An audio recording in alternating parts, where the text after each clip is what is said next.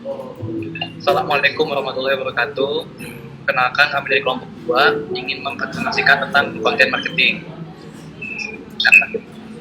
Slide pertama akan dibacakan oleh teman saya.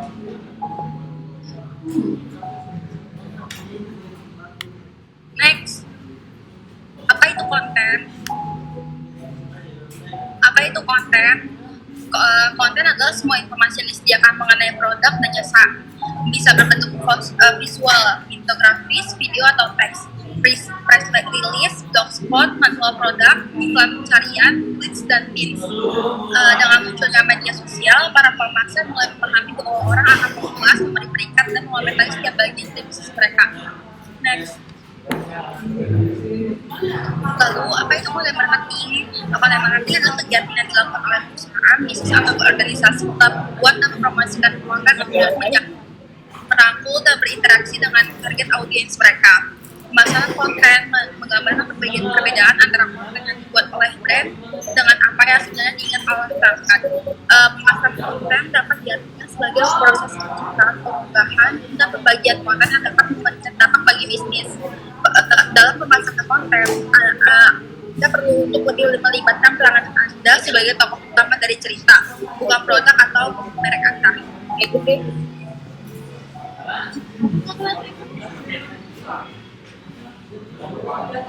Oke, next saya akan menjelaskan tentang jenis konten untuk bisnis online. Yang pertama itu ada menjual informasi, perlu memberikan tambahan video, gambar, infografis sebagai bukti berharganya informasi tersebut. Yang kedua, ada produk yang dapat dikirim. Anda harus dapat menirukan rasa produk tersebut di tangan Anda dengan menggunakan gambar orang yang menggunakan produk Anda yang dapat membuat pelanggan dapat membayangkan rasa produk. Nah, yang ketiga ada menjual jasa atau layanan. Menyediakan foto atau video tentang testimonial pelanggan Anda yang sedang menguji bagusnya produk atau layanan jasa yang Anda minta. Yang keempat, ada menjual sebuah aplikasi online. Nah, itu tuh untuk memastikan bahwa pelanggan dapat mengevaluasi produk dan mengintegrasikannya dalam kerjaan. Next slide. Nah, ini adalah ciri-ciri konten yang bagus. Yang pertama itu mendidik. Mendidik itu mengajarkan hal-hal yang perlu diketahui seputar produk dan cara menggunakannya. Contoh mendidik itu kayak product knowledge, manual, tutorial, dan lain-lain. Yang kedua ada menghibur. Menghibur itu menyajikan informasi dengan cara yang menyenangkan dan menarik. Contoh kayak meme, infografis, kayak gitu. Yang ketiga ada membujuk. Membujuk itu membantu menghilangkan keberatan-keberatan yang mungkin mereka miliki agar membeli produk tersebut. Contohnya membujuk itu kayak good values, positive review, dan testimonial. Nah, habis itu yang keempat ada mengisahkan cerita. Itu tuh kayak terbantu kayak tampilan visualnya yang dapat menimbulkan imajinasi pelanggan dan membantu pelanggan merasakan emosi yang ditimbulkan.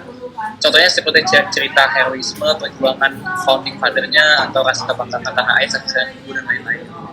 Nah, ciri-ciri konten yang lainnya itu ya adalah share worthy. Nah, maksudnya itu konten yang hebat adalah yang dapat dibagikan dan memancing user untuk membagikan konten tersebut ke lingkarannya atau share worthy. Contohnya seperti caption atau cerita, image yang memancing emosi, memancing tawa, mewakili yang dirasakan audiens, dan lain-lain. Yang terakhir ada searchable. Searchable itu adalah konten yang dapat ditemukan lewat search engine, kayak misalkan nyari konten di Google, itu tuh gampang cari gitu. Fitur search di sosial media platform apapun dengan aktivitas SEO yang dilakukan. Contohnya seperti artikel, tips and trick, dan lain-lain. Oke, dilanjutkan oleh teman saya.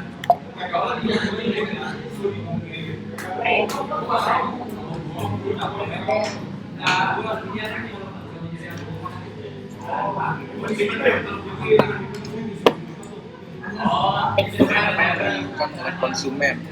Yang pertama adalah filter untuk memilih informasi yang diinginkan, yaitu semakin banyak konten konsumen, semakin selektif, semakin percaya dengan pendapat bayarnya dibanding pesan mereka.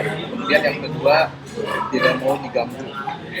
Semakin pelanggan tidak mau diganggu, semakin kreatif brand dan publisher menemukan cara agar mendapat perhatian pelanggan. Branded content dan native ads bisa menjadi pilihan.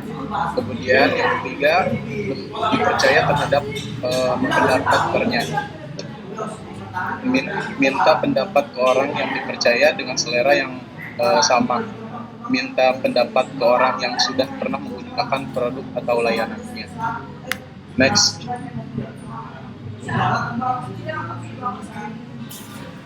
Organize your idea.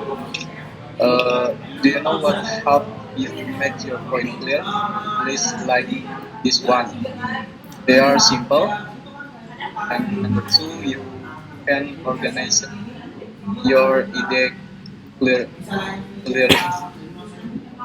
You'll never forget to by mail, and the most important things, the audience won't miss the point of your presentation. Next slide. Kemudian cara membuat strategi konten sosial, yaitu bagaimana kita yang pertama kita ketahui dulu siapa target audiensnya, kemudian bagaimana sih perilaku mereka, kemudian yang ketiga hal apa saja yang menarik buat mereka, tentukan tujuan yang jelas, jangan asal-asalan, kemudian brand awareness, tambahan fans atau followers, traffic ke website, data pelanggan, konversi atau sales. Kemudian yang poin selanjutnya yaitu tentukan cara mengukur tingkat sukses campaign. Kemudian yang poin selanjutnya pemasaran konten memandu atau mendorong konsumen dari puncak funnel. Kemudian yang terakhir adalah penjualan hingga sampai pembelian hingga dapat diukur loyalitas pelanggan. Kemudian akan dilanjutkan oleh teman saya. Manfaat mengetahui target audiens. Yang pertama, bisa mencari pembuat konten yang tepat untuk menjangkau target market atau audiens. Yang kedua, menyusun konten yang diinginkan oleh target audiens, memilih platform media sosial apa yang paling sesuai atau research engines.